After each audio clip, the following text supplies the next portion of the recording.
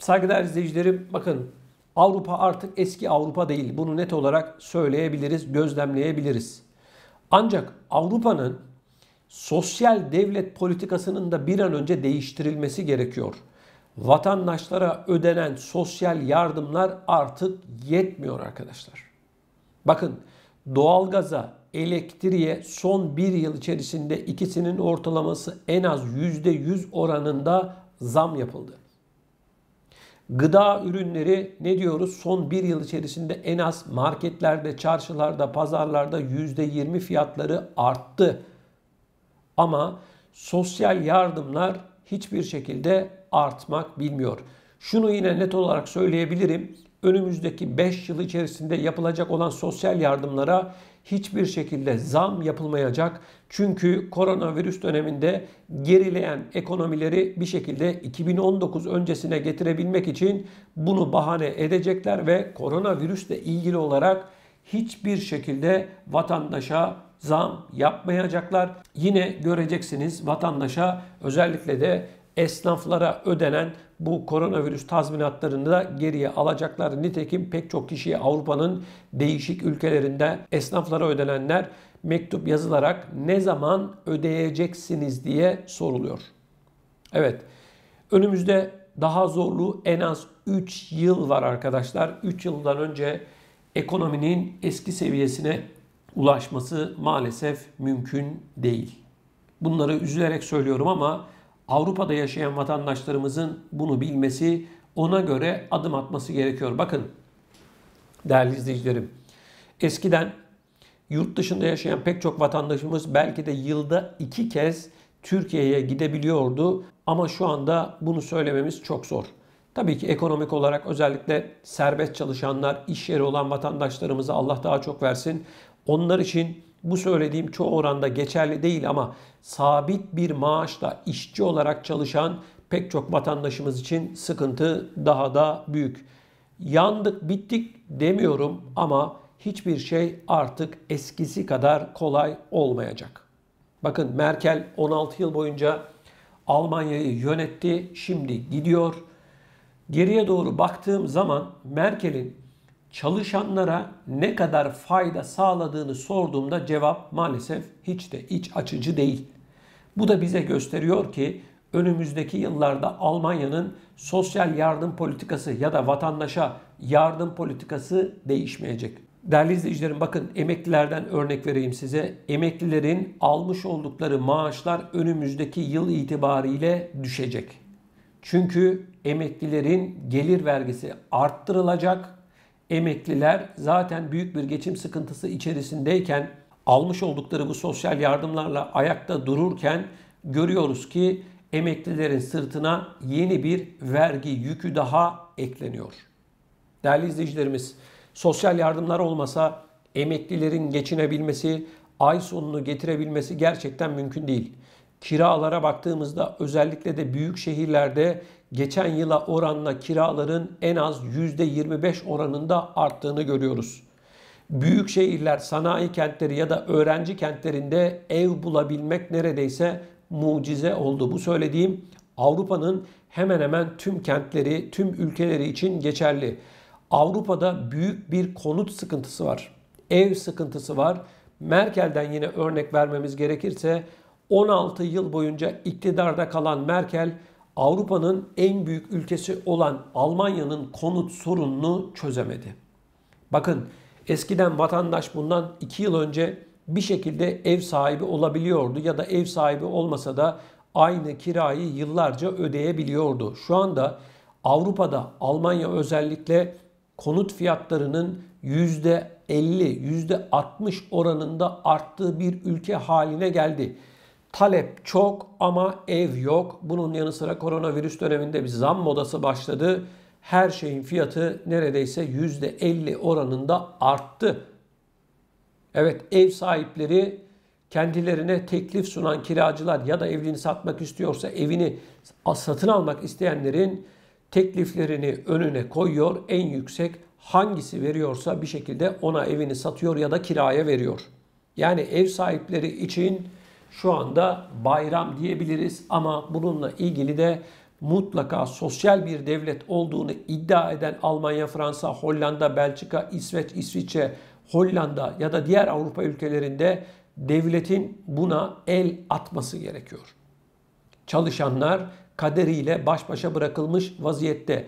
Evini boşaltmak zorunda olan ya da başka bir yere bir şekilde bir nedenle taşınmak zorunda olan, yeni bir ev tutmak zorunda olan insanların durumu maalesef hiç de iyi değil. Bu konuyla ilgili olarak çok sayıda Emekli TV'nin Facebook hesabına ya da bizim diğer sosyal medya hesaplarımıza sorular alıyoruz, yorumlar alıyoruz ya da videolarımızın altına çok sayıda vatandaşımız görüşlerini yazıyor. Bunların hepsini ben tek tek okuyorum.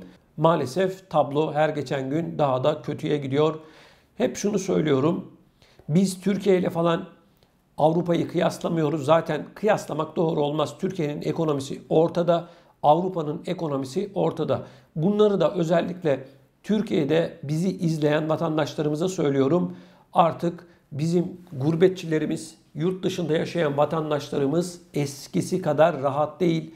Pek çok Türkiye'de yaşayan vatandaşımız Avrupa'da yaşayan ya da yurt dışında yaşayan vatandaşlarımızı havadan para topluyor ya da havadan para kazanıyor olarak görüyor.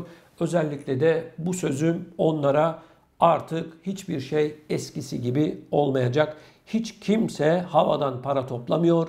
Gece gündüz çoluk çocuğuyla beraber alın teri dökerek karanlıkta gidip karanlıkta evine dönüyor pek çok insanımız. Yani para kazanmak öyle dışarıdan göründüğü gibi, Türkiye'den bakıldığı gibi değil. Evet, Euro şu anda 11 lirayı geçmiş vaziyette. Değerli mi? Evet, çok değerli Euro Türkiye'de ama Avrupa'da yaşayan vatandaşlarımız harcamalarını Avrupa'da yapıyor. Avrupa'da siz bir örnek verelim. Siz ekmeği Türkiye'de 2 liraya alırken Avrupa'daki vatandaşımız da 1 euroya alıyor. Bundan pay biçin. Bir paket sigara şu anda 13-14 euro en az değerli izleyicilerim Avrupa'da. Yani vatandaş euro kazanıyor ama euro da harcıyor. Zaten Türkiye ile Avrupa'yı kıyaslamak, tekrar ediyorum, doğru bir yaklaşım değil. Avrupa ülkelerinin pek çoğu dünyanın en büyük ekonomileri, en gelişmiş teknolojileri, refah düzeyi en yüksek ülkeler.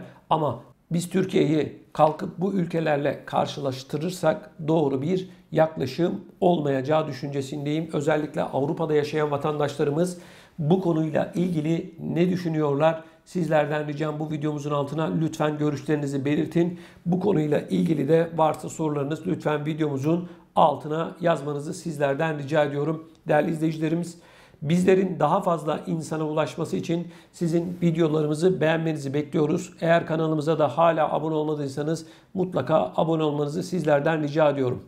Değerli izleyicilerimiz, Avrupa'nın pek çok noktasında ciddi bir ekonomik sıkıntı yaşanıyor. Özellikle enerji fiyatlarında, doğalgazda, petrol fiyatlarında ciddi bir yükseliş durumu söz konusu.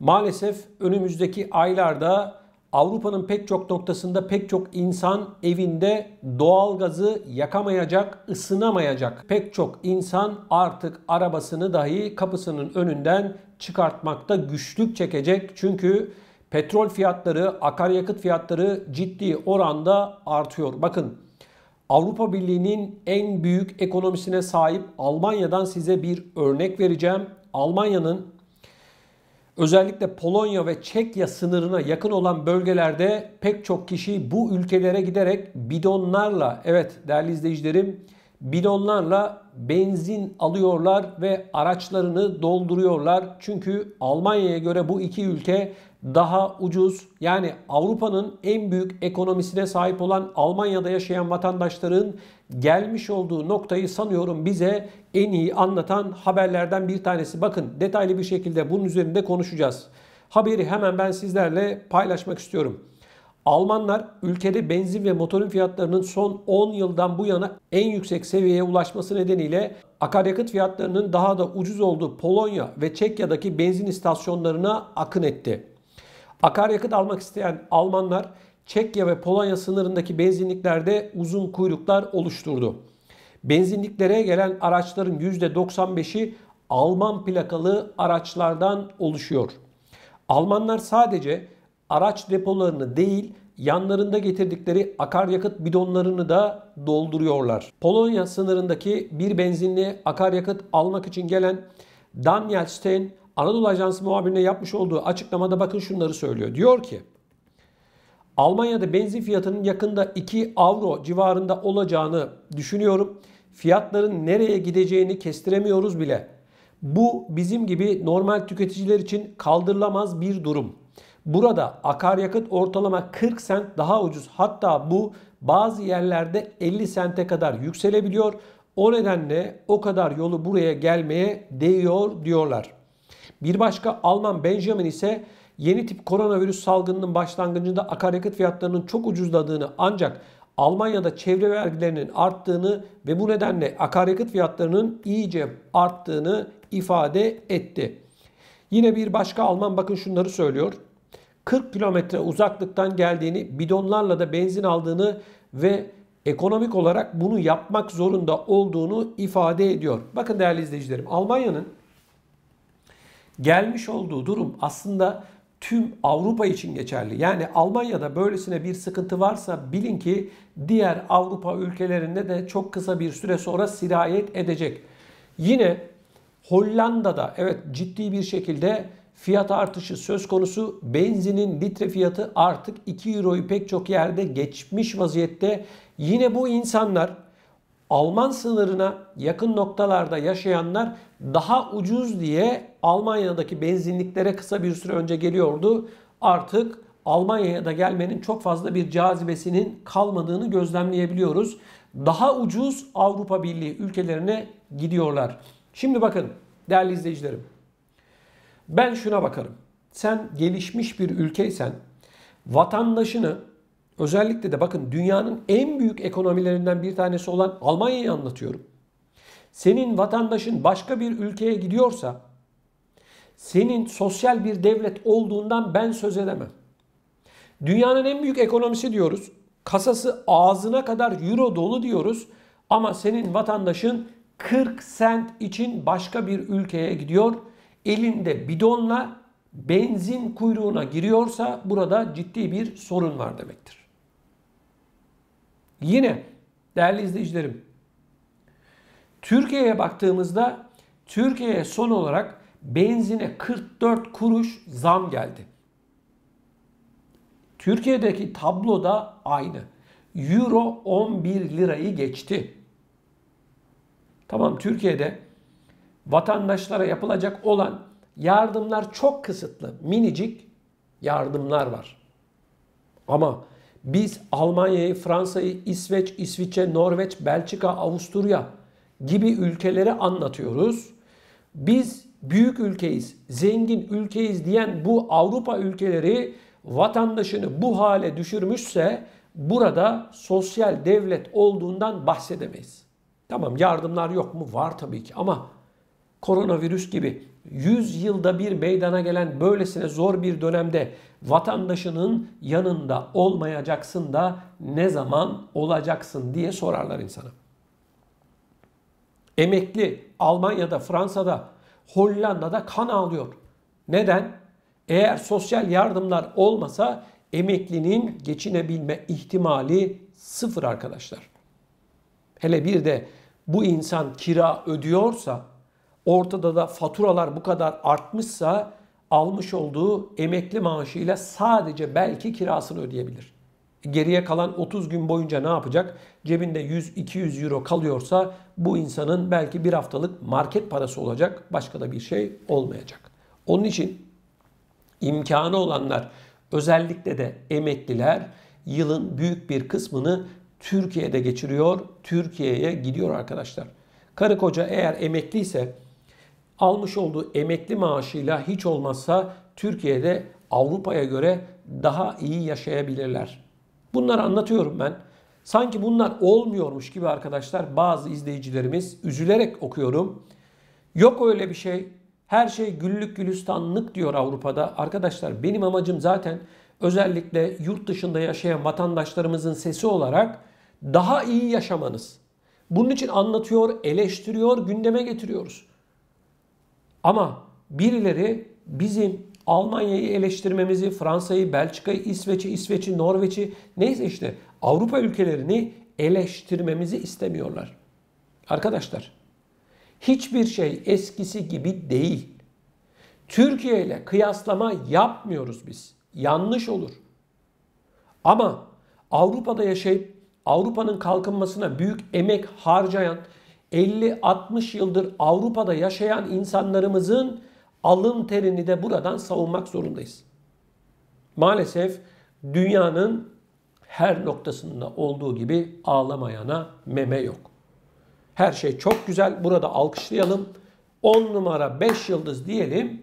Ondan sonra göreceksiniz Avrupa'da sosyal yardımları nasıl düşürüyorlar. Koskoca koronavirüs dönemi geldi, devam ediyor. İşçiye bir tek kuruş koronavirüs tazminatı ya da yardımı yapılmadı. Emekliye bir kuruş para ödenmedi. Vatandaşa geçtiğimiz aylarda ne dediler? Evde kalın, dışarı çıkmayın. Faturalar artıyor, gıda fiyatları artıyor. Vatandaş ne yiyecek, ne içecek? Bu verilen sosyal yardımlarla geçinebilmesi mümkün mü? Hiç kimse bunu konuşmuyor. Bakın, koronavirüs döneminde aç kapa oyunu oynadılar siyasetçiler. Kapatıyoruz, açıyoruz, kapatıyoruz, açıyoruz. Onu dediler, bunu dediler, aşı dediler. Tamam dedi herkes.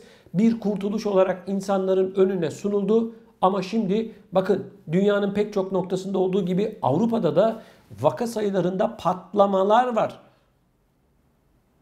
Evet, yine başa dönüyoruz. Madem böyle bir tablo ortaya çıkacaktı, bu önlemler neydi diye tabii ki sormamız gerekiyor.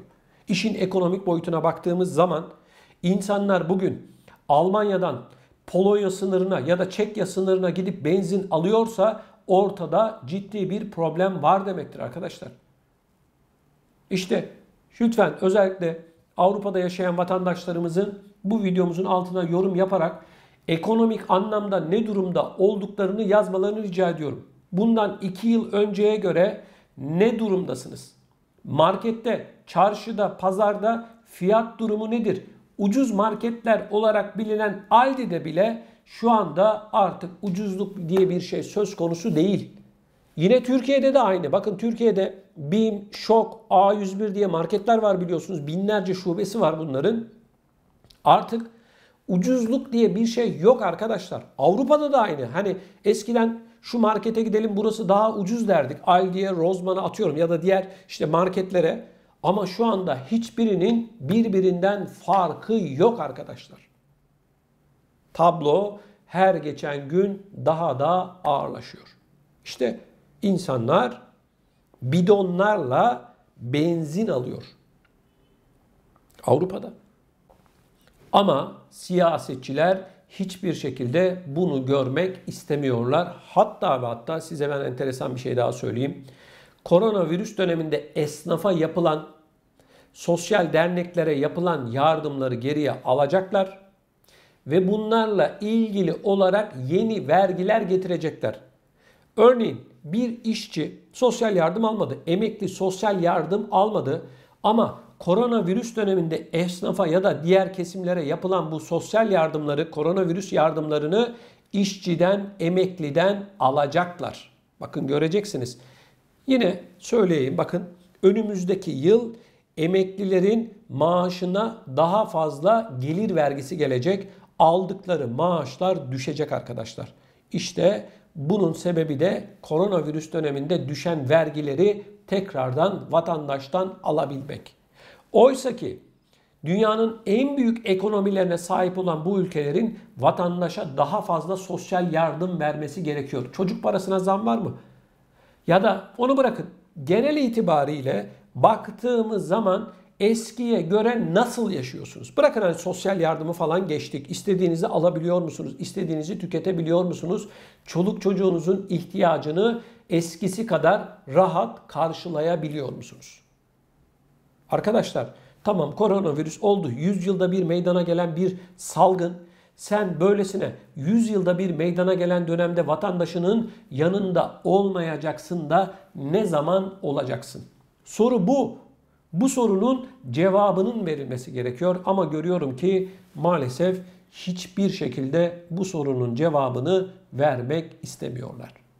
Bu konuyla ilgili sizden ricam şu, lütfen görüşlerinizi videomuzun altında bulunan yorum bölümüne yazarak bizlere iletin. Bunun yanı sıra değerli izleyicilerim, beni özellikle yurt dışından izleyen vatandaşlarımızın da gündeme getirmemizi istediği konular varsa lütfen videomuzun altına yorum olarak yazmasını rica ediyorum. Değerli izleyicilerimiz, Avrupa'nın en büyük ekonomilerinden bir tanesi olan Almanya'da çok ciddi anlamda işçi sıkıntısı yaşanıyor. Almanya İş Ajansı Başkanı yapmış olduğu açıklamada kalifiye 1.200.000 işçiye ihtiyaçları olduğunu söyledi. Avrupa İş Ajansı Başkanı yapmış olduğu açıklamada aranan işçilerin yaklaşık 2/3'ünün kalifiye personel açığı olduğunu kaydetti. Yani bir meslek sahibi uzman kişi olduğunu söyledi. Kalifiye açığının 70 farklı meslek dalında acil durumda olduğunu belirtti. Alman Ekonomi Enstitüsü'nün yeni verilerine göre kalifiye personel açığı en çok sosyal alanda yaşanıyor. Bakalım hangi sektörlerde çok sayıda personele, çalışana, işçiye ihtiyaç var. Değerli izleyicilerimiz, 18.300 sosyal pedagog aranıyor. İkinci sırada ise hasta bakıcı ve hemşire açığı bulunuyor. Ülkede acilen 17.900 yaşlı bakım personeli ve 16.700 hemşire ve hasta bakıcı açığı giderilmesi gerekiyor.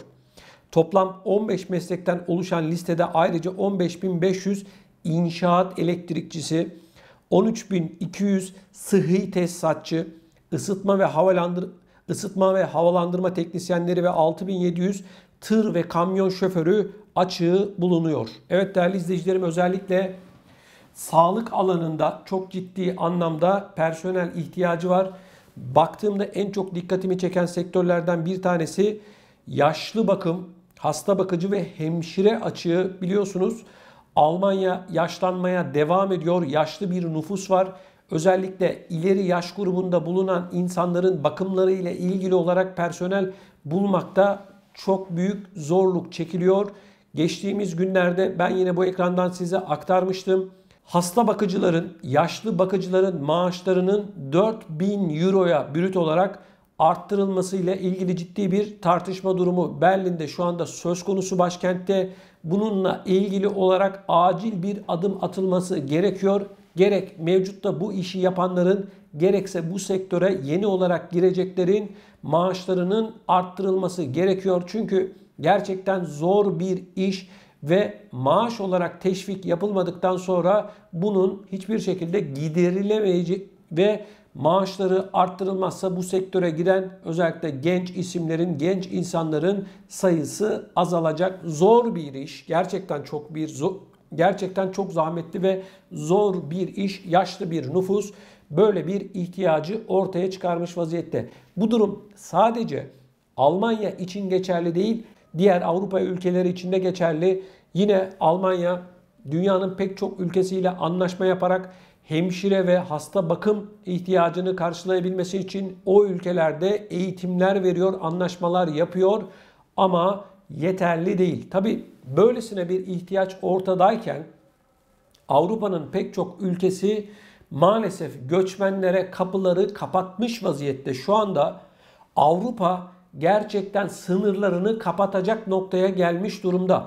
Vize verirken zorluk çıkartmaya devam ediyor. Yunanistan biliyorsunuz Avrupa'ya giriş noktalarından bir tanesi, Türkiye ile sınırı var. Yunanistan'da duvarlar örülüyor, göçmenler artık istenmiyor, sınırları kapattık deniliyor. Ama bir taraftan da içeride böylesine büyük bir iş gücü ihtiyacı var. Almanya Orta Ölçekli İşletmeler Birliği nitelikli işçi sıkıntısıyla mücadele etmek için yurt dışından daha vasıflı göçmen kalifiye işçi alınması çağrısında bulundu. Funke Medya grubuna konuşan Genel Müdür Markus Yerger, nitelikli işçi vurgusu yaparak kontrollü, vasıflı işçi göçüne ihtiyacımız var dedi. Yerger, halihazırda Almanya'da birçok şirketin vasıflı işçi eksikliği nedeniyle siparişleri reddetmek zorunda kaldığını ve yine işçi kabul etmediğini kaydetti. Yani değerli izleyicilerim, Almanya hükümeti evet diyor, işçi açığımız var. İşverenler, sivil toplum kuruluşları evet diyor, alalım diyor. Ama vize başvurusu ya da personel için diyelim Türkiye'den birileri konsolosluğa gittiği zaman, başvuru yaptığı zaman bunlar reddediliyor. Kalifiye personel açığında olduğu gibi meslek eğitiminde de durum farklı değil. Almanya'da birçok alanda çırak açığı bulunuyor. Almanya'da 390'dan fazla resmi olarak tanınmış meslek eğitim alanı bulunuyor. Ancak hemen hemen hepsinde yeni çırak sıkıntısı yaşanıyor. 2020 meslek eğitim yılında farklı mesleklerde eğitim alacak yaklaşık 60 bin çıraklık pozisyonu doldurulamadı. En çok matematik, bilişim, doğa bilimleri ve teknoloji ile sağlık ve bakım sektörü ve ticarette acilen vasıflı işçi ve stajyer sıkıntısı yaşanıyor. Evet değerli izleyicilerim, Almanya'da ve diğer Avrupa ülkelerinde görüyoruz ki ekonomik anlamda daha büyük sıkıntılar var ama bu sıkıntıları her ne hikmetse siyasetçiler görmek ve duymak istemiyorlar. Ama tabii ki Avrupa'ya göç akını hiçbir zaman bitmeyecek. Bakın Türkiye'de 10 milyona yakın, yani ülke nüfusunun 8'de biri göçmen. Bu insanların hemen hemen hepsinin gitmek istediği bölge Avrupa arkadaşlar. Yani Türkiye'de kalmaya çok meraklı değiller. Türkiye'yi geçici bir yer olarak görüyorlar. O nedenle Avrupa Birliği'nin göçmen politikasını değiştirmesi gerekiyor. Yunanistan göçmenlere yapmadığı zulmü bırakmıyor. Çok büyük bir oranda bu sıkıntı hala devam ediyor. Şu anda gerek deniz yoluyla gerekse karayoluyla Avrupa'ya gitmek isteyen insanlara işkenceler yapılıyor. Maalesef ve maalesef bu tablo uzun bir süre daha devam edeceğe benziyor. Şu anda Yunanistan duvarlar örüyor Türkiye sınırına ve bu da yetmemiş gibi insanlık onuruna yakışmayacak şekilde ülkeye girmek isteyenlere işkenceler yaparak Türkiye tarafına itiyor. Elbiselerini çıkartıp cep telefonlarını ve parasını alıp Türkiye'ye kovuyorlar. Denizde de bu insanların ölmesi için geriye doğru askeri botlar itmeler yapıyor. Yani Türkiye tarafına itiyor, dalgalar oluşturarak bu insanların botlarını batırmaya çalışıyorlar. Ama Avrupa Birliği'ne baktığımızda insan haklarından, demokrasiden söz ediyorlar. İşte bir taraftan büyük bir işçi sıkıntısı yaşarken bir taraftan da insan hakları, demokrasiden bahsedip mültecilerin kanuni haklarını yok sayarak bu insanları ölüme terk ediyorlar. Maalesef artık Avrupa sınırları kapatmış vaziyette, göçmen istemiyor. Artık bir kişiye dahi bakamayız diyor. Ama en büyük ekonomisi Avrupa Birliği'nin Almanya. Almanya'da görüyorsunuz nüfus çok yaşlı. Bu insanlara bakacak olanları bile istemiyorlar. Evet, böyle bir çarpık durum söz konusu. Şimdi bakın değerli izleyicilerim, şu konunun da altını çizmem gerekiyor. Avrupa'da yaşayan insanlar için artık ekonomik olarak geçinmek daha da zor olacak. Çünkü bir tarafta böyle bir ihtiyaç var.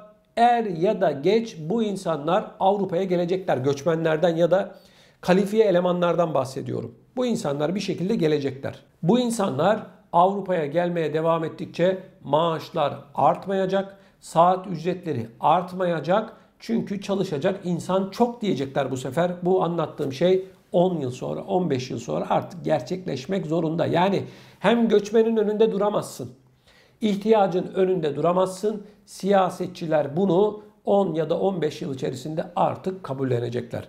Bu da yetmemiş gibi bakın bu kadar insana ihtiyacımız var diyor bu ekonomiler. Irkçılık patlıyor. Avrupa'nın her noktasında, özellikle de bu koronavirüs döneminde değerli izleyicilerim, maalesef ırkçılık tavan yapmış durumda. Bir taraftan bu insanlar sayesinde ekonomin gelişecek.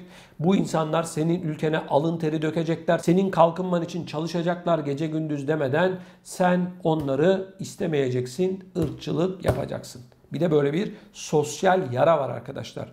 55-60 yıldır Almanya'da, Fransa'da, Hollanda'da ya da diğer Avrupa ülkelerinde yaşayan vatandaşlarımıza hala ikinci sınıf insan muamelesi yapılıyor. Her yerde değil ama var. Irkçılık var mı? Var arkadaşlar. Hiç kimse yok diyemez. Evet, bu konuyla ilgili sizler ne düşünüyorsunuz? Lütfen videomuzun altında bulunan yorum bölümüne yazarak bizlere iletin. Yine gündeme getirmemizi istediğiniz konular varsa da bunları mutlaka videolarımızın altına yazarak bize ulaştırın. Ben bu yorumların hepsini tek tek okuyorum. Varsa sorularınız, bunları da elimizden geldiği kadar cevaplandırmaya çalışıyoruz. Bunun yanı sıra kanalımızın Facebook hesabını da takip ederek gelişmelerden haberdar olabilirsiniz. Eğer varsa cevaplamamızı istediğiniz sorular ya da gündeme getirmemizi istediğiniz konular varsa Facebook üzerinden de bizlere ulaşabilirsiniz. Değerli izleyicilerimiz, Avrupa'da ciddi bir konut krizi yaşanıyor. Ev bulabilmek gerçekten büyük bir sorun olmuş durumda. Özellikle de büyük şehirlerde, sanayi kentlerinde, öğrenci kentlerinde Avrupa'da yaşayanlar ev bulabilmekte büyük bir zorluk çekiyor. Kira fiyatları özellikle son bir yıl içerisinde yaklaşık ortalama Avrupa'da %25 oranında artmış durumda. Yine aynı şekilde ev fiyatları da %30 civarında ortalama Avrupa'nın pek çok noktasında, özellikle de az önce ifade ettiğim gibi büyük şehirlerde ciddi bir sorun olmuş durumda. Ev alabilmek artık hayalden öte başka bir şey değil. İçinde bulunduğumuz bu koronavirüs döneminde patlayan sektörlerden bir tanesi olarak konut sektörünü gösterebiliriz. Değerli izleyicilerim, bizleri özellikle Avrupa başta olmak üzere dünyanın pek çok noktasından izleyen vatandaşlarımızdan bu konuyla ilgili çok sayıda yorum, mesaj, soru alıyoruz. Özellikle Hollanda'da yaşayan vatandaşlarımızdan çok sayıda soru var. Hollanda'ya baktığımızda konut krizinin her geçen gün daha da arttığını gözlemliyoruz.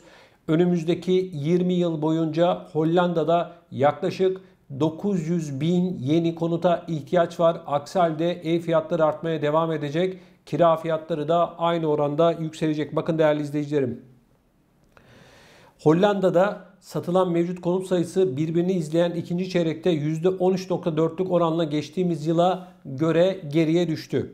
Hollanda İstatistik Ajansı yapmış olduğu açıklamada ev fiyatlarının 2020'nin 3. çeyreğine göre ortalama %17,5 arttığını ifade etti. Tapu Dairesi bu yılın 3. çeyreğinde 53.875 konut satışı kaydetti. Bu rakam geçen yılın aynı çeyreğine göre %13.4 daha düşük. Yılın ilk çeyreğinde 173.000 mevcut konut satıldı. İkinci ve 3. çeyreğinde düşenlere rağmen bu rakam hala 2020'nin ilk çeyreğine göre %2.7 daha yüksek. Mevcut konutların fiyatları tüm illerde en az %15 oranında arttı. Konut fiyatları Lahey'de %17.3, Rotterdam'da %15.3, Amsterdam'da ise %14.9 oranında büyük bir artış yaşandı.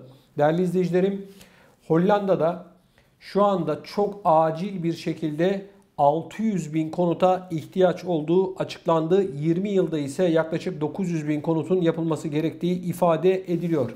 Şimdi bakın, aslında bu Hollanda'dan hareketle tüm Avrupa'ya baktığımızda özellikle Avrupa'nın büyük ülkeleri Fransa, Almanya, Belçika, Avusturya gibi ülkelere baktığımızda, ekonomisi ileride olan ülkelere baktığımızda bu durumun hemen hemen hepsinde aynı olduğunu görüyoruz. Ancak siyasetçiler bu sorunu çözmek için maalesef hiçbir şekilde yatırım yapmıyorlar. Değerli izleyicilerimiz, evinden çıkmak zorunda olan insanlar daha yüksek kiralar ödemek zorunda. Ev almak isteyenler 1500 sefer daha düşünmek zorunda.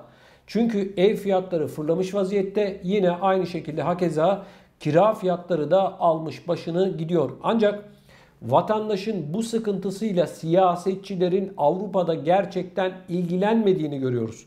Bakın, geçtiğimiz aylarda ben bir haber yaptım. Almanya'da yaşayan bir vatandaşımız, hanımefendi, 2 çocuğuyla beraber bulunduğu evden çıkmak zorunda olduğunu, evini bir başka kişinin satın aldığını ve kendisine çık dediğini söylüyor. Üstelik satın alan kişi de bir Türk. Evet, yani diyor ki hanımefendi, benim gelirim belli, sosyal yardımla geçiniyorum. 2 çocuğum var. Biri ufak, ona bakmak zorundayım ve hastalıklarım var diyor. Ama kendisine hiçbir şekilde yeni bir ev imkanı sunulmuyor. Sosyale gidiyor. Kendisine verilen cevap 250. sıradasın. 250. sıranın kendisine 10 yılda bile gelmesi imkansız. Şimdi bu ve benzeri Avrupa'da yaşayan pek çok vatandaşımızın konutla ilgili sıkıntıları devam ediyor. Ama tekrar söylüyorum, siyasetçilerin bu işle ilgili adım atma niyetlerinin de bulunmadığını görüyoruz. Bakın, özellikle büyük şehirlerde 600 bin konutun inşası için yılda fazladan 1,5 ila 2 milyar avronun ayrılması gerekiyor. Ancak Hollanda biliyorsunuz şu anda siyaseten sıkıntılı günler geçiyor. Koalisyondu, yeni seçimdi vesaire derken Hollanda'da bu işe eğilen siyasetçi olmadığını görüyoruz. Saygıdeğer izleyicilerim, şimdi genel itibariyle baktığımızda bu durum aslında koronavirüs sonrası sadece konut fiyatlarıyla ilgili bir durum değil. Dünyanın her noktasında aynı sıkıntı devam ediyor. Enerji fiyatları artmış vaziyette. Baktığımız zaman gıda fiyatları da geçen yıla oranla en az %20 civarında yükselmiş vaziyette. Ama vatandaşın almış olduğu paralar aynı, vatandaşın sosyal yardımları aynı, vatandaşın sıkıntısı gerçekten her geçen gün daha da artıyor. Bakın Hollanda'da ciddi bir doğalgaz sıkıntısı var biliyorsunuz. Doğalgazın fiyatları ile ilgili sıkıntı var. Doğalgaz sorunu hani temin etmekte bir sorun yok ama doğalgazda uçan faturalar var. Bakın doğalgaz ve enerji faturalarının tavan yaptığı Hollanda'da hükümet vatandaşa destek amacıyla vergi indirimine giderek yüksek faturaların bir kısmını karşılamayı düşünüyor. Hollanda hükümeti Avrupa'nın karşı karşıya kaldığı enerji kriziyle birlikte fiyatlarda yaşanan yüksek artışa karşı tüketici lehinde çözüm arıyor. Hep yapacağız, edeceğiz, arıyor, geliyor. Bakın. The Telegraph gazetesinin hükümet kaynaklarına dayandırdığı haberine göre hükümet hanelere gelen yüksek faturaların ortalama 400 euroya kadar telafi etmeyi planlıyor. Haberde hükümetin Hollanda'daki yaklaşık 8 milyon hane için vergileri düşürmek üzere 3 milyon avronun üzerinde kaynak ayırmasının beklendiği belirtildi. Diğer yandan haberde ev dekorasyonu mağazalarında harcanabilecek kuponlarla ev yalıtımı için 150 milyon avro sübvansiyon ayrılmasının hedeflendiği de belirtiliyor. Geçen hafta Maliye Bakanı yapmış olduğu açıklamada hükümetin tüketicileri enerji fiyatlarındaki ani artıştan korumak için gerekli önlemleri alacağını açıklamıştı. Haberde de ifade edildiği gibi açık bir şekilde Hollanda ve diğer Avrupa ülkelerinde faturalar önümüzdeki dönemlerde artacak. Bu net bir şekilde görünüyor. Aynı şekilde elektrik faturaları da artacak. Bunun bilinmesinde fayda var ama her ne hikmetse dünyanın en sosyal devlet olduğunu ifade eden bu ülkeler maalesef koronavirüs döneminde gerektiği kadar vatandaşının yanında duramadı. Yapılan sosyal yardımlara baktığımızda değerli izleyicilerim geçen yıla göre ya da önceki yıllara göre bir artış olmadığını gözlemliyoruz. Almanya'dan örnek vermek gerekirse mesela işletme sahiplerine, esnaflara bir önceki yılın cirolarının %70'i oranında bir yardım yapıldı ama işçiye, emekliye, dar gelirli olan ya da sabit bir gelirle geçinmek zorunda olan insanlara hiçbir şekilde yardım etmediklerini gözlemliyoruz. Yani 100 yılda bir meydana gelen böylesine sıkıntılı bir dönemde vatandaşının yanında olmayacaksın da hangi dönemde vatandaşının yanında olacaksın diye tabii ki bizler de soruyoruz. Çünkü bakın Avrupa'da yaşayan vatandaşlarımızla görüştüğümüzde hepsinin söylediği bir şey var. Avrupa artık eski Avrupa değil. Eskisi kadar rahat bir hayat sürebilmemiz imkansız diyorlar. Bunun yanı sıra artan fiyatlar nedeniyle vatandaşın geleceğe dair geçim kaygısı da her geçen gün artıyor. Özellikle bizleri Türkiye'den izleyen vatandaşlarımızın şunu bilmesi gerekiyor. Avrupa'da yaşayan vatandaşlarımız havadan ya da sokaktan para toplamıyor. İnanın bana çalışma şartları, ekonomik şartlar her geçen gün daha da ağırlaşıyor. Ben pek çok sektörde Avrupa'da çalışan vatandaşlarımızın Türkiye'de çalışanlara göre daha ağır şartlarda çalıştığını biliyorum. İnanın bana yani vatandaşlar karanlıkta sabahın köründe yollara düşerler ve akşam saatlerinde evlere döndüklerinde artık kollarını, ellerini kaldıracak halleri, güçleri kalmaz. Pek çok kişi için bu durum böyle. Avrupa'da yaşayan yaklaşık 5,5-6 milyon vatandaşımız var. Bu vatandaşlarımızın pek çoğu bildiğiniz üzere işçi, bir yerlerde sabit bir gelirle çalışıyorlar. Bu insanlarımızın dökmüş oldukları alın terinin karşılığında artık aldıkları paraların geçinebilmeleri için yeterli olmadığını görüyoruz. Sosyal yardımlar da artmadığı için masraflar bir taraftan artıyor ama sosyal yardımlar artmıyor. Ama bu tablo maalesef uzun yıllar daha devam edeceğe benziyor. Devletlerin koronavirüsle ilgili kaybetmiş oldukları vergileri göreceksiniz. Önümüzdeki yıllarda, aylarda çalışanlardan çıkartacaklar. Yani bu paraları verdiler ama babalarının hayrına vermediler. Göreceksiniz önümüzdeki yıllarda tablo daha da ağırlaşacak. Bunu net olarak ifade edebilirim. Yine sizlerden çok sayıda vatandaşımızdan soru geliyor. Vatandaşımız şunu diyor. Biz özellikle emeklilerimiz almış olduğumuz emekli maaşıyla geçinemiyoruz. Sosyal yardımlar olmasa Avrupa'da yaşayan birer ölüyüz diyorlar. Evet, aynen bu ifadelerle bana mesajlar ya da videolarımızın altına yazılan yorumlarda görüyorum ben. Bakın değerli izleyicilerim, İnanın bana, emekliler pek çok ülkede kıt kanaat geçiniyor. Ay sonunu ucu ucuna getiriyor ya da getiremiyor. Bir şekilde ailesinden destek alıyor ya da sosyal yardımlarla bir şekilde ayakta kalmaya çalışıyor. Şimdi bu emeklilerimizin içerisinde pek çoğu da Türkiye'ye giderek bir şekilde orada geçinmeye çalışıyor. En azından euro biliyorsunuz 11 liraya geçmiş vaziyette. İnsanlarımızın almış olduğu Avrupa'daki maaşları tabii ki Türkiye'de çok çok değerli. Yani bir kişi 1000 euro maaş alıyorsa bu maaşla Türkiye'de eşiyle beraber çok iyi bir şekilde ay sonunu getirebilir. Evet, getirebilir diyorum. Türkiye'de de hayat öyle ucuz falan değil. Bana soracak olursanız Avrupa'nın en pahalı ülkesi Türkiye arkadaşlar. Evet, en pahalı ülkesi Türkiye. İnanın buna, bunu gönülden söylüyorum. Paranın, Türk lirasının satın alma gücü yok arkadaşlar. Allah Türkiye'de olanlara yardım etsin. İnanın bana, çarşıya, pazara gittiğiniz zaman cebinize 200 lira para koyduğunuz zaman 2 tane poşet gıda ürünü alırsınız. Birkaç günlük sadece mutfak ihtiyacını karşılamış olursunuz. Bakın, bir hafta demiyorum, sadece birkaç günlük. İnanın bana, emekliler çok zor durumda. Gerçekten asgari ücretle çalışanlara, ülkemizde, ana vatanımızdakilere Allah yardım etsin. Hani sosyal yardımlarda biliyorsunuz Avrupa gibi falan değil yani. Türkiye'de şimdi şöyle böyle dememizin hiçbir anlamı yok.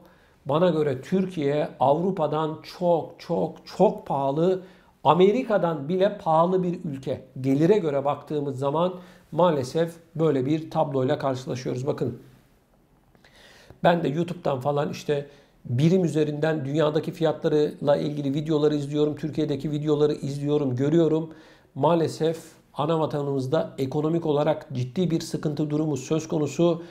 Sabit geliri olan, ekonomik seviyesini korumaya çalışan vatandaşlarımıza Allah yardım etsin. Yani Avrupa'da çalışıp emekli olan vatandaşlarımız Türkiye'ye gittiklerinde eskisi gibi bir tabloyu beklemesinler. Bu yıl izne gidenler eminim ki ne demek istediğimi daha iyi anlıyorlar. Türkiye'deki fiyatları gördünüz.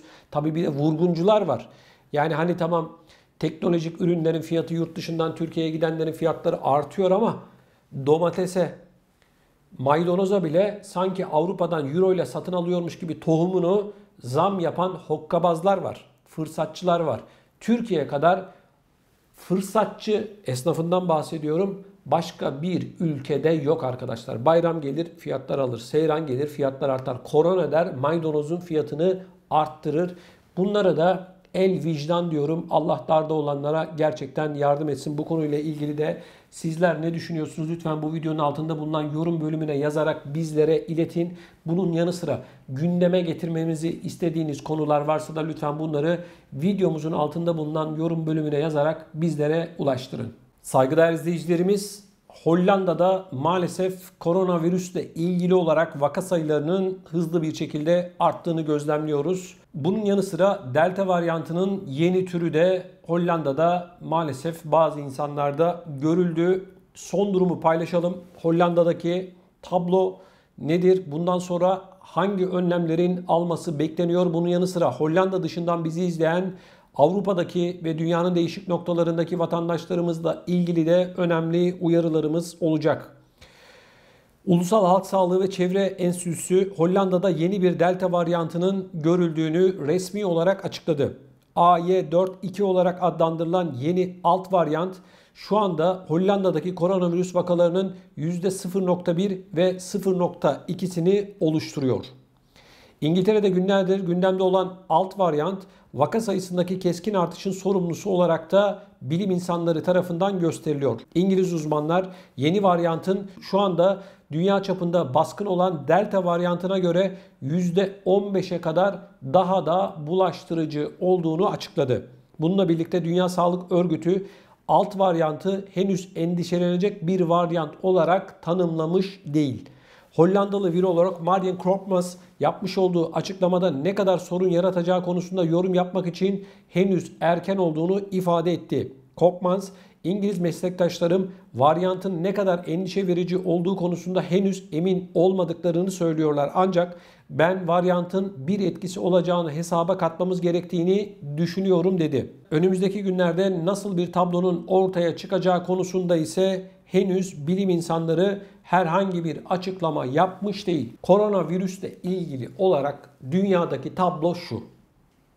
Sürekli yeni bir varyant, yeni bir mutant, şu kadar etkili, bu kadar etkilinin dışında hiçbir haber yok. Haber nerede var biliyor musunuz? Haber bulunduğu iddia edilen aşılarla ilgili var. Bakın Profesör Doktor Uğur Şahin ve Sayın Özlem Türeci yeni bir açıklama yaptı ve buldukları yeni bir aşı olduğunu söylediler. %95.6 oranında da yeni varyantlara karşı bu aşılarının etkili olduğunu ifade ettiler. Haberler bunlar. Sürekli olarak bir yenilik olarak insanların önüne yeni bir aşı sunuluyor. Taktik de şu. Yeni bir varyant çıktı vesaire haberler yayınlandıktan sonra görüyoruz ki hemen özellikle bu aşı üreticileri çıkıp diyorlar ki biz şunu bulduk, bunu bulduk, şu kadar etkili açıklaması var. Başka bir açıklama yok arkadaşlar. Bakın. Bundan bir yıl önceye gidelim. İçinde bulunduğumuz yıldan öncekine yani 2020'nin özellikle Aralık ve Kasım ayına gidelim. Bir yıl önce. Ne vardı gündemde? Kapanma vardı. İnsanlar evlerine kapanmışlardı. Sürekli olarak hadi aşı, hadi aşı, hadi aşı haberleri vardı. İnsanlar psikolojik olarak bu sıvıları birer kurtuluş olarak bekledi. Daha doğrusu bekletildi. Sonra Ocak ayı itibariyle piyasaya çıktı. Ülkeler bu aşı üreticileriyle anlaşmalar yaptılar, paraları ödediler, milyarlarca doz aldılar. Kimler? Parası olanlar. Sonra o gazetelere Aralık ve işte Kasım'dan önce gazetelere çıkıp benim aşım şu kadar etkili, bu kadar etkili diye açıklama yapan insanlar bir anda ortadan kayboldular. 1,5-2 ay boyunca Ocak, Şubat, Mart hatta ayı boyunca bu aşıyı üretenlerden hiçbir şekilde medyada haber göremedik. Sonra arkadaşlar bunlar yavaş yavaş piyasaya tekrardan çıkmaya başladılar. Piyasaya da benim aşım şu kadar koruyor, bu kadar koruyor diye çıkmadılar. Ne diye çıktılar? Yeni bir varyant var, yeni bir mutant var. Bunun üzerinde çalışıyoruz. Bizim bir şekilde bununla baş etmemiz lazım diye insanlarda yeni bir psikolojik savaş oluşturdular. Yeni bir çıkmazın içerisine insanoğlunu bataklığa soktular arkadaşlar. Psikolojik bataklık. Sonra bunlar tekrar çıkmaya başladılar bu aşıları üretenler. Şu kadar etkili, bu kadar etkili, bu işi biz çözüyoruz, bözüyoruz derken yeni anlaşmalar yaptılar. Yeni sözleşmeler yaptılar ve aşıyı sürekli olarak satmaya başladılar, devam ettiler. Şimdi işin bir de test boyutu var arkadaşlar. Bu aşı boyutu bu. Bir de testler. Mutlaka PCR testi, sürüntü testi olacak. Mutlaka şu olacak. İşte marketlerde bildiğiniz üzere Almanya başta olmak üzere Avrupa'nın pek çok noktasında beşli paketler halinde 24-25 euroya marketlerden sanki gazoz satıyormuş gibi bu testleri satmaya başladılar. Bir de işin böyle bir ekonomisi var. Marketlere bu testler geldikten sadece birkaç gün sonra test kalmadı, yok sattı arkadaşlar. Aldi'den vatandaşlarımız aldı, Rossmann'dan, Real'den, oradan buradan. Yani diğer tüm böyle zincir marketlerde kuyruklar oluştu. Medyada bunu sürekli pompaladı ve insanlar birer kurtuluşmuş gibi kucak dolusu satın aldılar. İnsanları bir de test manyağı yaptılar arkadaşlar. Şimdi görüyoruz bakın. Yeni bir plan, yeni bir senaryo, yeni bir çıkmaz. Nedir bu? Şimdi yeni bir varyant, yeni bir mutant diye göreceksiniz. Aşı olmak biliyorsunuz zorunlu değil. Tırnak içerisinde onların söylediğini söylüyorum. Zorunlu değil. Sen bu insanların evden çıkmayacak hale getirdin. Uçağa binemezsin. Şunu yapamazsın, bunu yapamazsın. Yani insanlar testle aşı arasında kalmış, sıkışmış vaziyetteler. Evet. Test aşı biliyorsunuz. Testler de artık Avrupa'nın pek çok noktasında paralı vaziyete getirilmiş vaziyette. Paralı. Eskiden para yoktu. Şimdi bunlar paralı. Diyor ki şuraya mı gideceksin? Ver 25-30 euroyu testini yaptır. Ya kardeşim adam cebinde para var mı yok mu bunlar sorulmuyor zaten. Ekonomik anlamda zaten koronavirüs döneminde fiyatlar 3-4 kat arttı. Bir de üstüne insanlara koronavirüs ekonomisi oluşturup insanların bütçeleri daha da sarsılmak isteniyor. Bakın bir aile diyelim ki 4 kişi 5 kişiden oluşturuyor. Her hafta bunların test yapması demek minimum arkadaşlar 100 euro anlamına geliyor. Nasıl ödeyecek bu adam? Bazı iş yerlerinde biliyorsunuz eğer sen bu sıvıyı vurdurmazsan ben seni işten çıkartırım tehditleri var.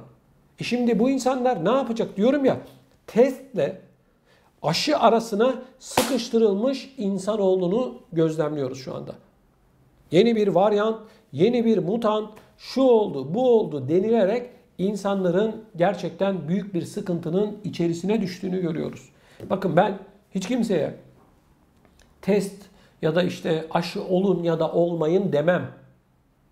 Ben bilim insanı değilim, ben gazeteciyim. Ben politikaları ve bu süreci anlatıyorum size. Siz mutlaka hekiminize danışın. Hekiminiz size mutlaka gerekli olan açıklamaları yapacak. Hekiminiz ne diyorsa o yönde siz karar alırsınız. Sağlıkla ilgili bir konuda birinin size şunu yap, bunu yap demesini ben doğru bulmuyorum. Hayat sizin hayatınız, vücut sizin vücudunuz. O nedenle bilim insanları ne diyorsa, doktorlarınız ne diyorsa lütfen dikkate alın. Bu uyarıyı ben size yapmak zorundayım. Onun dışında ben işin ekonomisini konuşuyorum.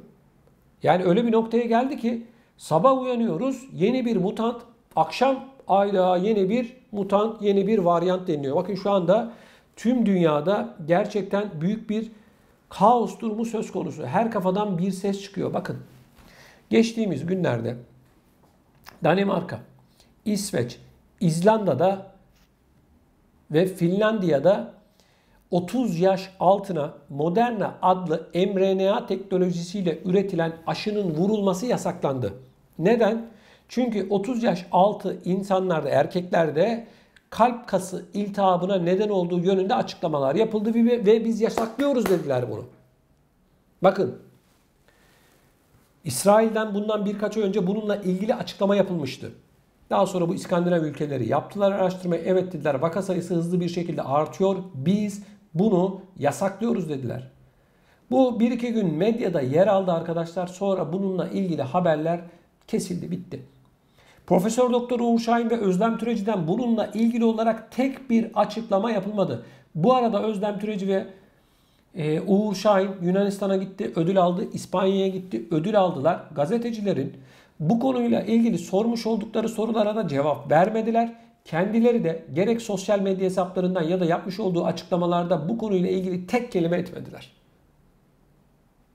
Şimdi arkadaşlar sanıyorum yani şu çerçeveye baktığımız zaman nasıl bir girdabın içerisine insanoğlunun sokulduğunu anlayabiliyoruz. Ben şunu söylüyorum. Diyorum ki siyasetçilere söylüyorum. Bakın bilim insanlarına değil bu sözüm. Birileri para kazanabilir. Aşı üretmiştir, test yapmıştır. Para kazanacaklar. Bunların amacı bu zaten. Yani ticari işletme bunlar. Yani bakkal dükkanı nasıl para kazanmak istiyorsa bu adamlar da para kazanmak istiyorlar. Ben ticareten herhangi bir sorun görmüyorum. Ama siyasetçilerin daha uyanık olması gerekiyor.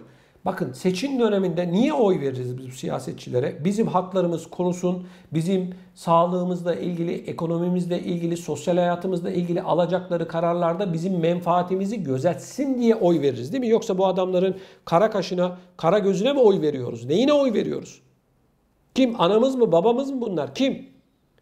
Ama görüyoruz ki bu siyasetçilerde büyük bir basiretsizlik var ya da isteyerek, bilerek insanları farklı bir dünyanın içerisine sürüklüyorlar.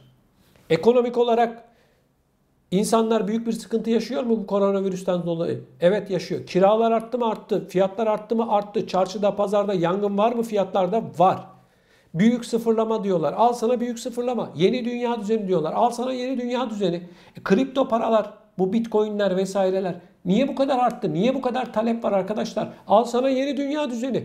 Şimdi baktığımızda bu oyunun bir parçası da bu sıvılar ve testler arkadaşlar. Hepimizi sıvı manyağı yaptılar. Test manyağı yaptılar. Oraya gidiyorsun test. Buraya gidiyorsun test.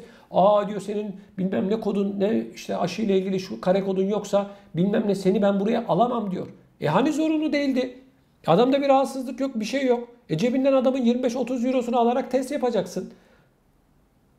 Arkadaşlar bu konuyla ilgili siz ne düşünüyorsunuz gerçekten çok merak ediyorum. Yani nereye gidiyoruz kardeşim? Nereye kadar? Hiç kimse de şunun cevabını vermiyor. Şu zaman bu işler tamam normale dönecek demiyor arkadaşlar. Ne aşıyı üreten söylüyor, ne siyasetçiler söylüyor, ne bu ekonomiden faydalananlar, menfaatlenenler söylüyor. Hiç kimsenin ağzını bıçak açmıyor.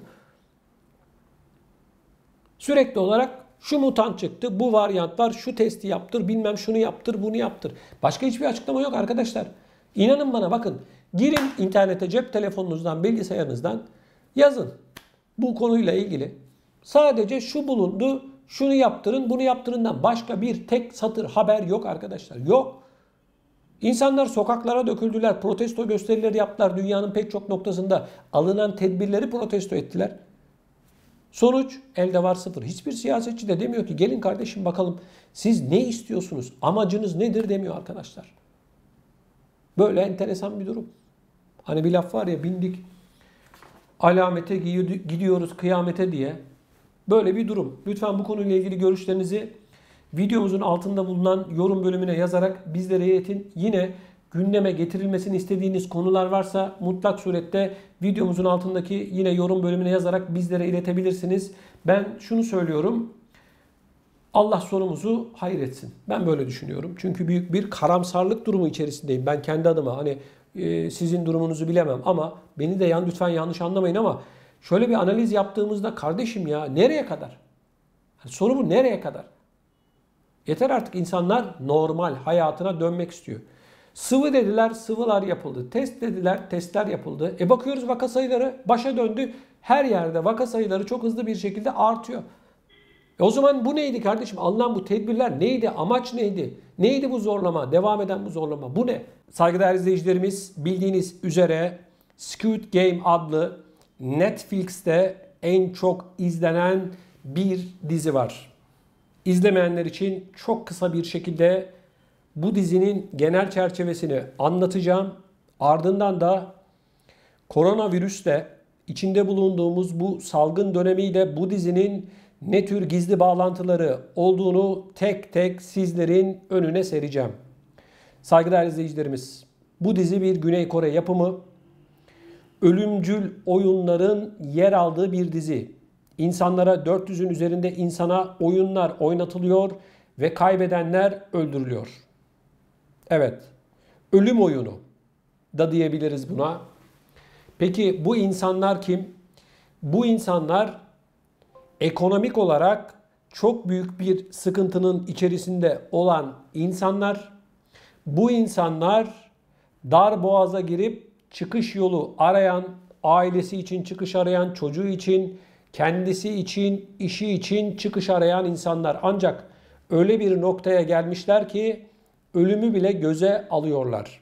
Birileri bunlara çeşitli oyunlar oynatıyor ve kaybeden ölüyor. Evet 9 bölüm, şu anda 9 bölüm ve sonraki sezonları da devam edeceğe benziyor. Eminim pek çok izleyicimiz izlemiştir. Ben de yeni izledim, yeni bitti. Şimdi bakın. Dünya büyük bir sıfırlamanın ekonomik olarak büyük bir çıkmazın içerisine girmiş vaziyette. İnsanlar geçinebilmek için para arayışında. Evet gerçekten böyle pek çok ülkede bu durum var. Fiyatlar, insanların gıda tüketimi için fiyatlar almış başını gidiyor. Ev fiyatları arttı, araba fiyatları arttı. Markette, çarşıda, pazarda, her yerde, dünyanın her noktasında fiyatlar arttı. Yeni dünya düzeni deniliyor ya arkadaşlar. İşte bu. Bu kadar yüksek bir şekilde fiyatlar yüksek oranda artarken insanların gelirinin çok büyük bir şekilde aynı kaldığını gözlemleyebiliyoruz. Zam yok, fiyatlar aynı, sömürüye devam. Şimdi Bu filmden hareketle baktığımız zaman insanların çok büyük bir kısmının borçlu hale getirildiğini görüyoruz. Özellikle Türkiye gibi gelişmekte olan ülkelerde herkesin cebinde 2-3 tane kredi kartı ya da bankadan alınmış kredi borcu var arkadaşlar. İnsanlar gırtlağına kadar borcun içerisinde. Psikolojik olarak insanlar çıkış arıyor. Bakın bu dizinin senaryosu aslında 2009 yılında yazıldı ama içinde bulunduğumuz bu koronavirüs döneminde çekilerek yayına şimdi verildi. Şimdi bizleri özellikle Avrupa başta olmak üzere Türkiye'den izleyen tüm izleyicilerimizin buraya dikkatini çekmek istiyorum. Maaşlar bu dönemde arttı mı? Alınan sosyal yardımlar bu dönemde arttı mı? Çevrenizde bulunan insanların eskiye göre nasıl geçindiğini gözlemliyorsunuz ya da kendinizi nasıl görüyorsunuz? Ve önümüzdeki yıllarda ekonomik olarak kendinizi hangi noktada, çevrenizde bulunan insanları hangi noktada görüyorsunuz? 10 yıl sonra mesela. Türkiye'den bir örnek. Emekli maaşı ortalaması 1800 lira Türkiye'de. Asgari ücret bekarlar için 2825 lira, çalışanlar için 3100 küsür lira. Bu insanların %90'ının hatta belki de daha fazlasının bankalara borcu var. Evet. Gırtlağına kadar borç bataklığında. Peki bu insanlar için çıkış yolu ne? Bu insanlar nasıl geçinecek? Aslında bu film, bu dizi bize insanoğlunun gelmiş olduğu noktayı gösteriyor. Borç bataklığındaki insanların ölümü dahi göze alabileceğinin en büyük göstergesi. Bu filmin en büyük şifresi bu arkadaşlar. Evet. Kimse kimseye güvenmiyor. Bu filmde de kimse kimseye güvenmiyor. Oradaki en yakın arkadaşı birbirini öldürebiliyor. Evet.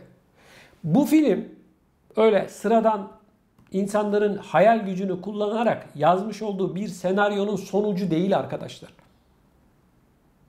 Şimdi yeni bir dünya düzeni, yeni bir dünya deniliyor. Büyük sıfırlama deniliyor.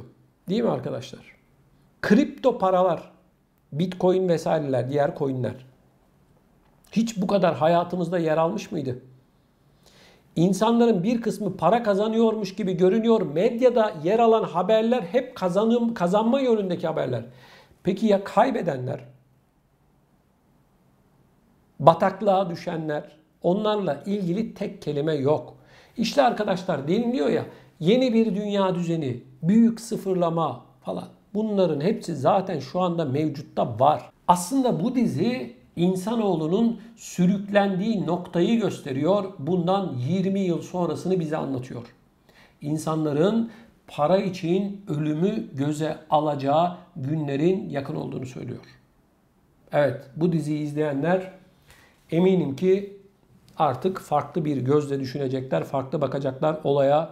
Çünkü bu dizide oynayanların, o yarışmaya, ölümcül yarışmaya katılanların hepsinin borç bataklığı içerisinde olduğunu görüyoruz. Toplumumuzdaki borçlu insanların sayısı artıyor. Sistem bu arkadaşlar. Borçlandırıyor ve köle yapıyor bizi.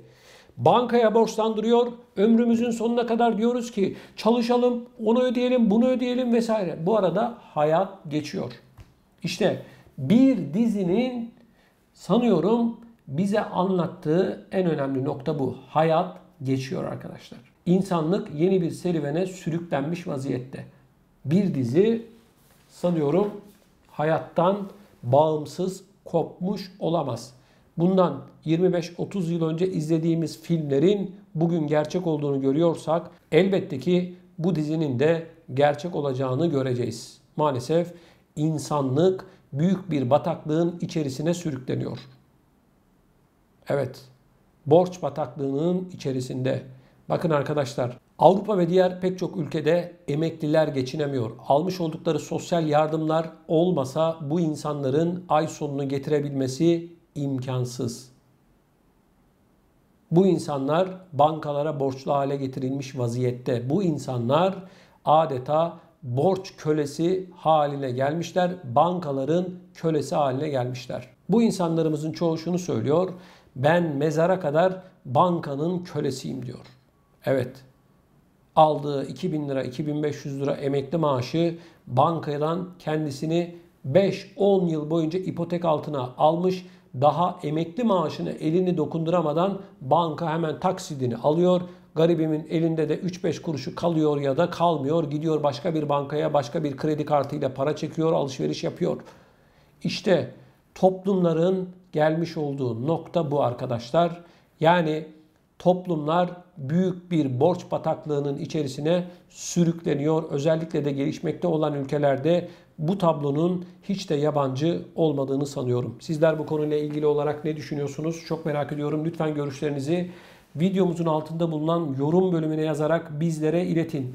Ekonomik olarak nereye gidiyoruz? Bundan sonra neler olacak? Geleceğe dair eskisi kadar kolay plan yapabiliyor musunuz? Değerli izleyicilerim, yorumlarınızı bekliyorum. Biliyorsunuz bu yorumların hepsini tek tek okuyoruz. Varsa sorularınızı cevaplandırmaya çalışıyoruz. Sizler de gündeme getirilmesini istediğimiz konular varsa bunları da lütfen videonun altında bulunan yorum bölümüne yazarak bizlere iletin. Bakalım sizler bu konuyla ilgili olarak neler düşünüyorsunuz?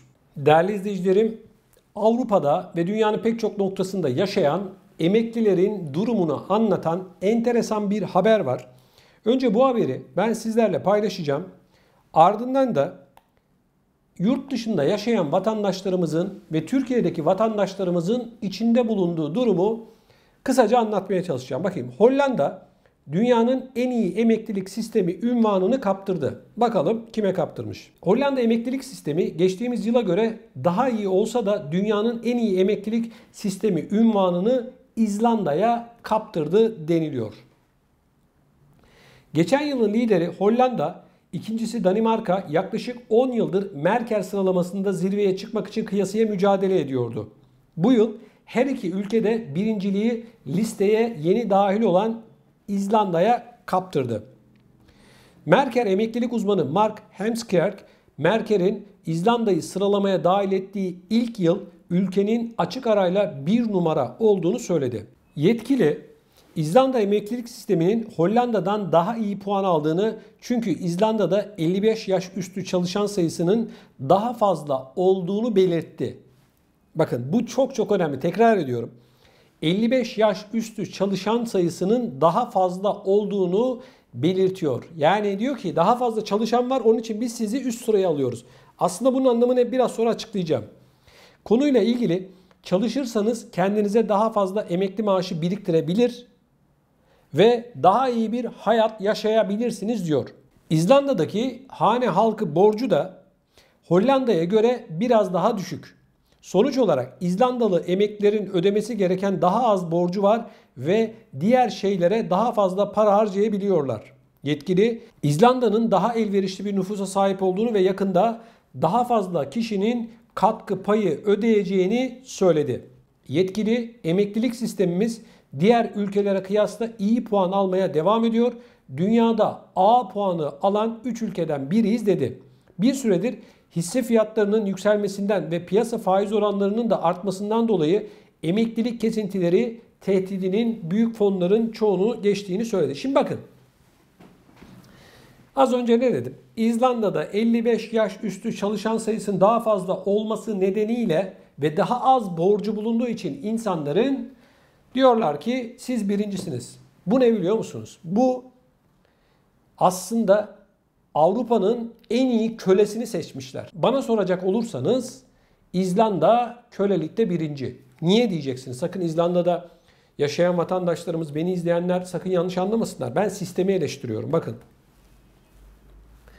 Avrupa'da şu anda ne konuşuluyor?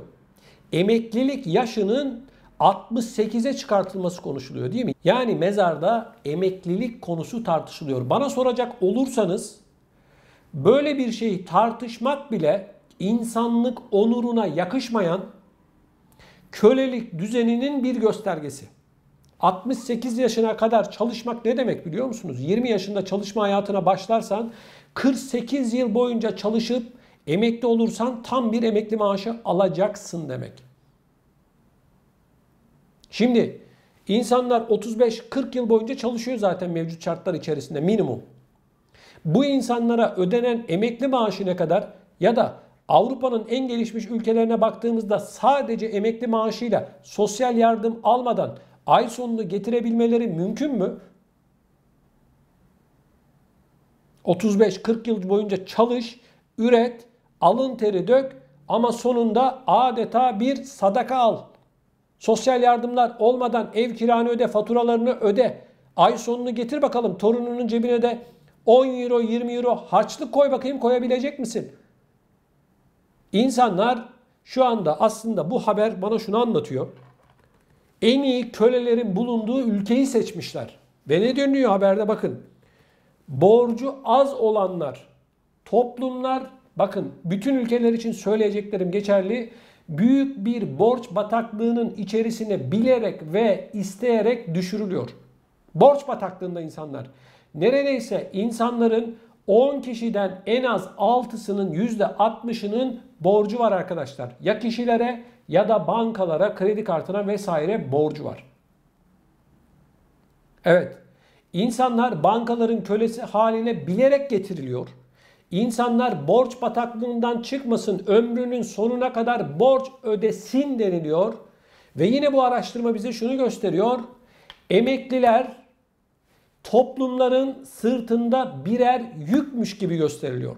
Ne deniliyor araştırmada? Daha az borcu var. 55 yaşın üzerinde çalışan çok olunca niye? Fazla para vermeyecekler. Ne kadar emekli varsa devletin kasasından o kadar çok para çıkacak. Peki bu insanlar çalıştığı dönemde kendilerinden kesilen sigorta primleri ne olacak? Ömrü boyunca bu insanın her ay almış olduğu maaştan kesinti yapmasını biliyorsun ama iş vermeye gelince vermiyorsun. Almanya, Fransa, Hollanda, İsveç, İsviçre, Danimarka, Finlandiya hangisini sayarsanız sayın hepsinde emekliler toplumun sırtında birer yük olarak görülüyor. Onun için değerli izleyicilerim bakın toplumların en değerli kesimi bana göre emekliler. Herkes değerli ama ülkenin kalkınması için, çocuklarının, ailelerinin kalkınması için gece gündüz çalışmış olan bu insanlar ömürlerinin bu en güzel döneminde artık ayaklarını uzatıp bir nebze olsun rahat etmek istiyorlar. Ama ülkelerin ve siyasetçilerin genel politikası bu insanların bir an önce sırtlarından daha doğrusu maaşlarını kesebilme amacını güdüyorlar. Şimdi bakın Almanya'da, Fransa'da, Hollanda'da değişik Avrupa ülkelerinde yaşayan milyonlarca vatandaşımız var. Bu insanlar pek çoğu almış oldukları emekli maaşıyla geçinemediği için durumu müsait olanlar Türkiye'ye gidiyorlar. Niye gidiyorlar? Yılın 6 ayını pek çoğu niye Türkiye'de geçiriyor? İşte ekonomik nedenlerden dolayı almış oldukları emekli maaşının yetmemesinden dolayı. Evet arkadaşlar, bu araştırma aslında bize kölelik düzenini anlatıyor. Tebrik ediyorum. 68 yaşına kadar bir insanı çalıştırmayı yani tartışıyorsunuz. Bunun için siyasetçiler fikir yürütüyor. Ayıp be, ayıp. Ayıp. 68 yaşına kadar ne demek bu biliyor musun? Köle. Başka hiçbir açıklaması yok. Bunlar köle istiyorlar. Ne zaman dinlenecek bu insanlar? Ne zaman dünyayı gezmek isteyecek belki? Sevdikleriyle, torunlarıyla, eşiyle dünyayı gezip, insanları ziyaret edip, çalıştığı dönemde yapamadıklarını yapmak isteyecek. Ömrünün en güzel olan bu dönemini çalışarak, borç ödeyerek, borç bataklığından çıkmak için mi uğraşacak? Türkiye'de emekliler almış oldukları emekli maaşıyla geçinemiyor. Hepsi borç bataklığının içerisinde.